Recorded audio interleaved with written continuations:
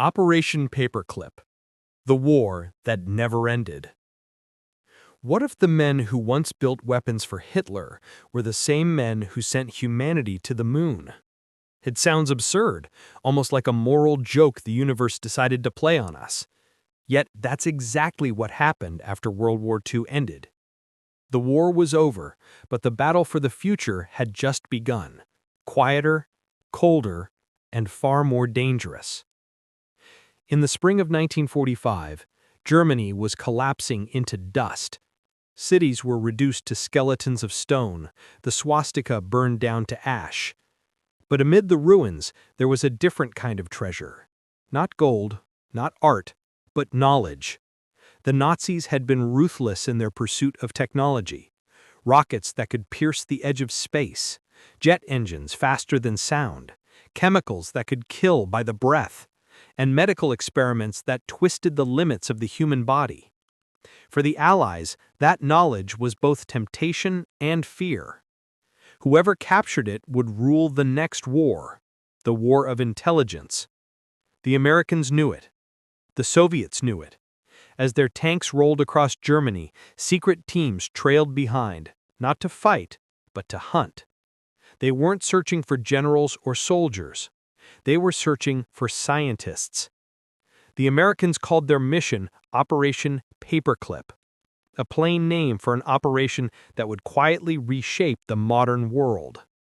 The name came from a bureaucrat's tool, the paperclip, used to attach new identity files on top of old ones. A scientist's past could be folded away, clipped beneath clean documents that said, "No political ties, no crimes, no problem." Behind that small piece of metal was a moral decision of cosmic scale. Among the hunted minds was Wernher von Braun, a name that would soon become legendary. At 33, he was already the architect of terror. His creation, the V2 rocket, had rained destruction on London and Antwerp, killing thousands. Each missile cost lives not just at impact, but in its creation. The underground factories of Middlework, where the V2s were built, were hell on earth. Thousands of enslaved laborers from concentration camps worked until they died, hanging from the tunnels if they faltered. Von Braun knew. He claimed later he could do nothing. History still argues whether he was a prisoner of circumstance or a man who simply looked away. When the Reich fell, von Braun made his choice. He gathered his top engineers, packed a truck with blueprints, and drove toward the American lines. He preferred surrender to the U.S. over capture by the Soviets. Days later, he was shaking hands with U.S. officers, polite, smiling, already talking about space exploration. The Americans saw something they couldn't ignore: the future. Within months, von Braun and hundreds of others were shipped to the United States. They arrived not as prisoners, but as specialists, technical experts, as the official term went. They were given homes, stipends, even government jobs. Their Nazi records were quietly erased. In public, they didn't exist. In private, they worked for America's new ambition: rockets that could reach farther, fly faster, strike harder. It was a strange kind of amnesia that settled over Washington. The same government that had fought to expose Nazi crimes was now hiding them for the sake of national security. The reasoning was always the same: if we don't take them, the Soviets will. The Cold War had begun before the last war even ended. By 1946, Operation Paperclip had brought over 1,600 German scientists, engineers, and technicians to U.S. soil. They were scattered across secret bases: Fort Bliss in Texas, White Sands in New Mexico, and Wright-Patterson in Ohio. Some worked for the Air Force, others for the Army, and later for a brand new agency that would change everything: NASA. Von Braun became its shining star. The same man whose rockets once turned London nights into firestorms was now building dreams for a nation obsessed with reaching the heavens. In the 1950s, he appeared on American television, charming and visionary, explaining how man would soon live on the moon and travel to Mars. The past, it seemed, had been successfully edited. But under the surface, not everyone forgot. Declassified documents decades later revealed the darker side of paperclip. Scientists who had performed lethal medical experiments were given clean records.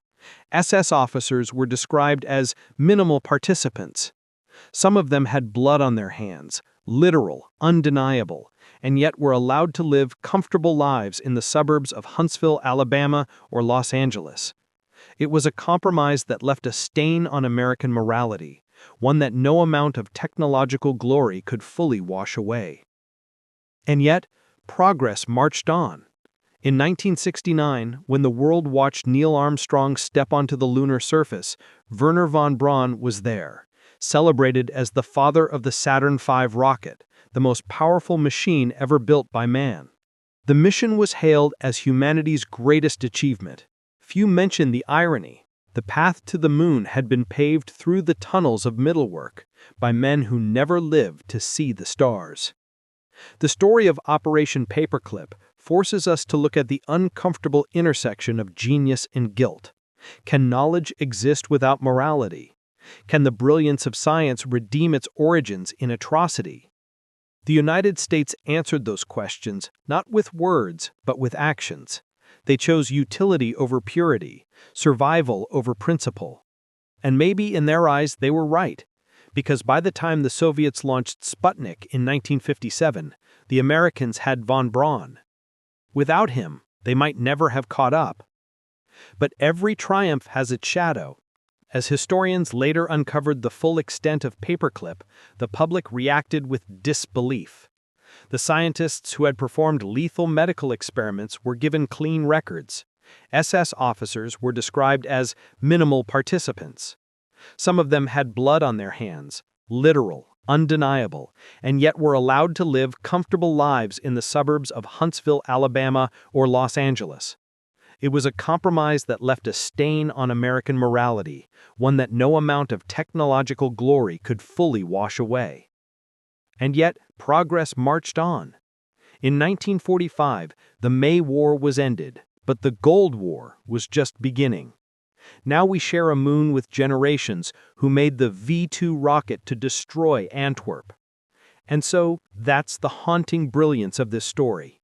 The war may have ended in 1945, but its ghosts kept working, not in battlefields, but in laboratories. The same hands that once built weapons of terror reached for the stars, and the same minds that engineered destruction engineered hope. Maybe that's the real tragedy, or the real miracle of paperclip. It reminds us that history is never clean. It's made of compromises, bargains, and clipped-together files that hide the cost of every success. So next time we look up at the moon and feel pride in humanity's achievement, remember this. Part of that journey began in darkness, in tunnels filled with smoke and screams. The road to the stars was built not only with dreams, but with the ghosts of a war that never truly ended.